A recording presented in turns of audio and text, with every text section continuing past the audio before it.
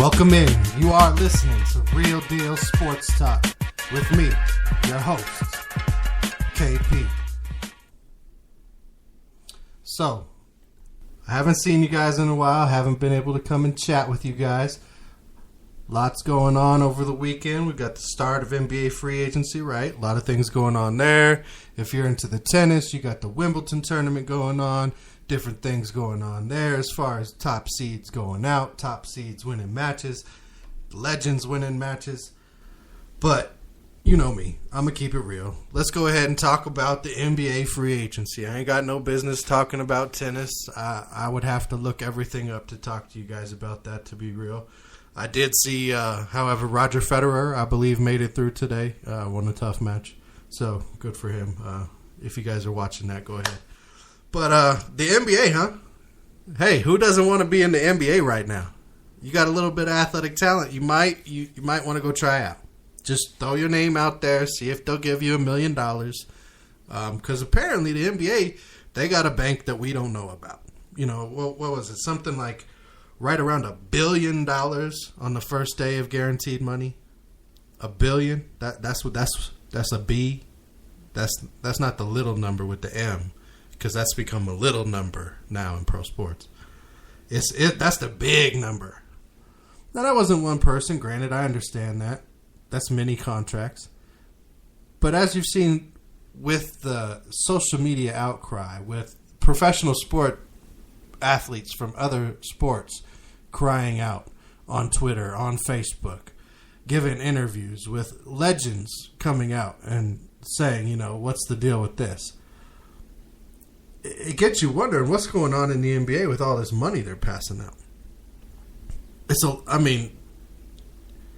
You got guys getting criticism. You got a D'Angelo Williams, Steelers running back, loves to tweet, loves to put stuff out there in the Twitterverse for everybody to tear apart, for us to break down and give him some press. But he's saying basically, hey, I don't even know some of these guys that are getting max contracts. What have they done? What is Memphis doing? I mean, really, let's talk about Memphis for a second. I understand you got two quality players. You picked up Chandler Parsons. Okay, quality player. You know, he's going to help you out. The rest of your guys are going to start getting healthy. You know, Gasol's going to be back. In theory, Zach Randolph still got a few years left in him. Conley's going to be coming back. So, hey, Conley's coming back. Let's go ahead and give that man $153 million. Now, again, I've said this on the show before. If they offer the money, the players are not going to turn it down. But what is Memphis thinking? $153 million on a 5-year deal? I'm going to take a minute, let you guys think about who the other two players in NBA history, because there's only been two, that have had a $30 million a season contract. Two others outside of it now, Mike Conley. So I'm going to just let you think for a minute. So, okay, ain't going to be a minute. It's just a second because I ain't got that kind of time. The other two players that Mike Conley now joins as $30 million a year players, as ridiculous as that sounds to all of us, are Michael Jordan, which I told you before on the show, he made about $35 million one of those seasons playing for the Bulls in their second three-peat, and Kobe Bryant. Now, I'm sure everybody out there thought of a whole lot more names before they would have gotten to Mike Conley had I not brought his name up. Not to say Mike Conley's not a quality guard in this league. I don't have him in my top 5. Maybe I don't watch a lot of Grizzly games. Maybe if I watched a little bit more of Memphis, I would. But honestly, he's not in my top 5 guards. Now, if I broke it down by conference or division, maybe I could figure out how to get him in there. But $153 million, congratulations, young man. You got paid. Go ahead and go play your game. Memphis, I really hope this doesn't hurt what you guys have been trying to build for a long time now. You started out on a rough path. A team everybody just knew they were going to beat. Over the last 5 or 6 years, you became that 8th seed. Then you started to get a little better. Now this year, the injuries kind of tore you up a little bit. Otherwise, you would have been competitive. Now you're going to have to start signing these players back. Just don't get caught up on the idea that you have to be too loyal.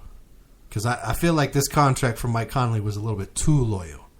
You might have gotten him, even if let him test the market, you might have gotten him at that same 5 years for $100 million, $115 million, and saved yourself $40 million to go and look at a different player somewhere else.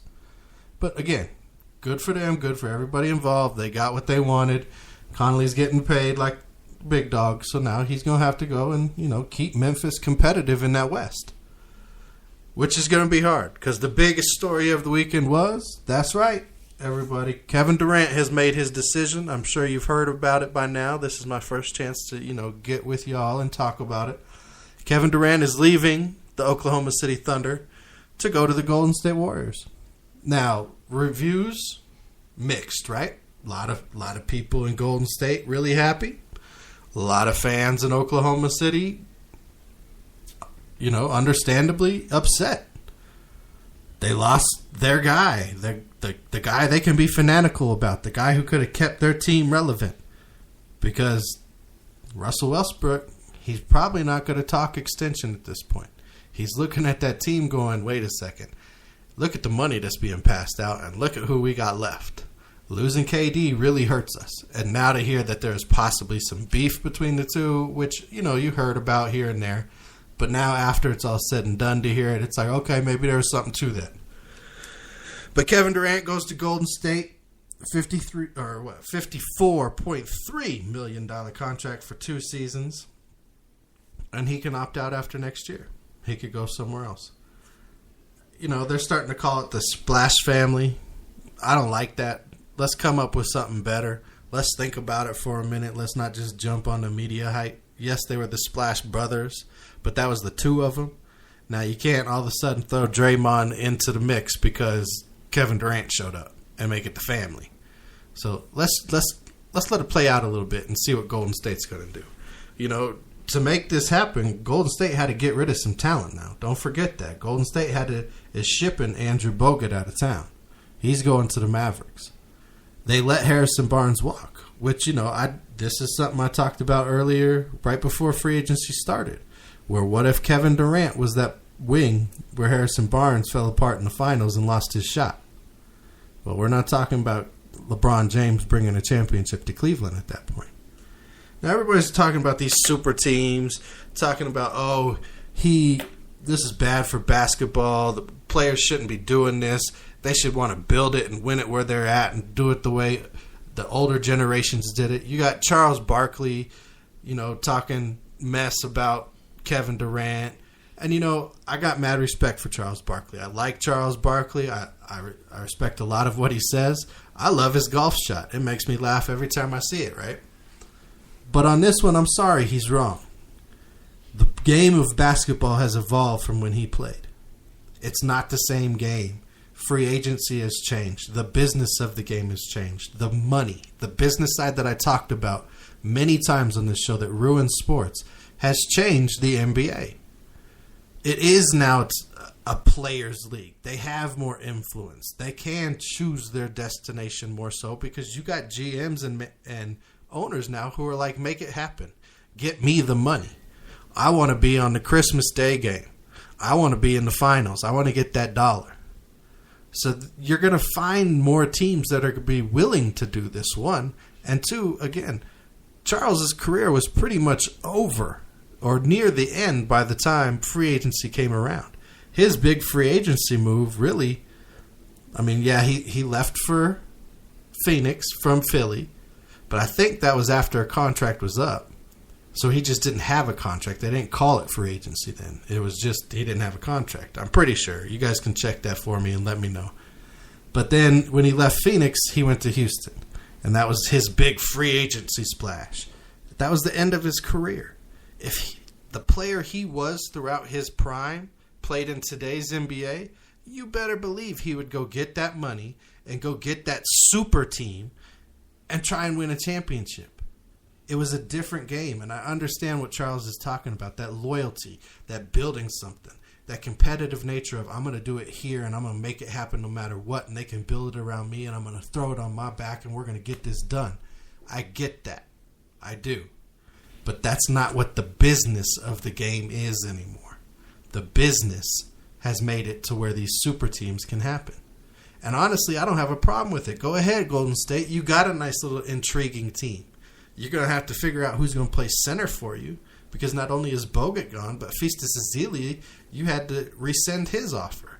So unless he's going to be willing to re-sign for a much smaller deal, all you have is shooters. And now they're talking about Ray Allen. Ray Allen might come back. Ray Allen's talking to a few teams. He apparently has kept himself in shape. Okay, well, if Ray Allen's still going to shoot 35 to 45% from three, go ahead and put him out there. But he's not running all over the court. He's not going to give you a lot of minutes on the defensive end. And everybody's going to know what he's on the floor for. So that's laughable to me. Whatever. Okay, bring Ray Allen back. Great. Good for him. He's going to be able to boost his stats. They can play Ray Allen and the guy who eventually could break his records in Steph Curry on the same team and have all kinds of storylines. I think that's a little silly. Something that was very intriguing, no, not silly at all to me, that I'd really like to see out of this free agency market was Al Horford going to the Celtics. Now, it doesn't make the Celtics instantly a top contender in the East, but it makes them better. You're going to get a team that was a playoff team who had the third pick in this year's draft, who now has a stretch forward who can, mid-range game. Every now and then you might get him out around the three-point circle, but that's not really his game. He can play with his back to the basket. He can rebound. He can pass the ball. I like that for the Celtics. Yes, they gave him a max contract. But, now you got a building block. Before they had pieces, right? They had pieces. They had a lot of nice pieces there. But now you got a building block. Now you got something that Isaiah Thomas can play with, that Crowder can play off of, that some guys will be able to make a few more plays because the defense is going to be geared towards him at times. So I like that for the Celtics. That was a nice pickup. I don't know what the Clippers are doing. They almost got Jamal Crawford to walk just by insulting him, basically. I don't know how you give your son a 3-year, $10 million a year deal when you're Austin Rivers. Sure, you're going to take the money. You're not going to go, oh, yeah, my dad's hooking me up because he's the GM and the coach. But what kind of stuff is that? Is Doc Rivers intentionally trying to sabotage the Clippers? Are they setting up trade partners to try and make contract money work out so they can somehow do a big blockbuster trade this summer and become a super team themselves? I don't get it. Outside of just being proud of your son, why do you give him $30 million? $30 million plus over 3 years. And then offer somebody like Jamal Crawford less than that. Now, apparently they've come back since then and offered Jamal Crawford a different contract, and it sounds like he's probably going to re-sign with the Clippers. But again, it's got me wondering, in this age of NBA free agency, where the super team and the super money and these billions of dollars in contracts are going around, what other kind of wheeling and dealing and craziness will somebody try and pull off so they can have that next team that can win a championship? We've seen it in San Antonio. San Antonio's quietly basically doing the same team. They've had the big three for years. Most playoff victories, most finals victories, most, all the things that they've accomplished down there. They went out and got Pau Gasol. You don't think that's going to help them, especially if Duncan decides to retire now? Put him next to Aldridge. He's a little more nimble, a couple years younger than Duncan. Yeah, it will. That's going to help that team out quite a bit. Ginobili has decided to come back. So there you go. You got at least some leadership still there with Tony Parker, and it's not just fully a young team. I could see Duncan still coming back. I'd like to see him, give it one more year, get to that 20 or 21st season, be in the 20s. He deserves it. He's an all-time great. Another all-time great that got paid, cashing in on some of this NBA money.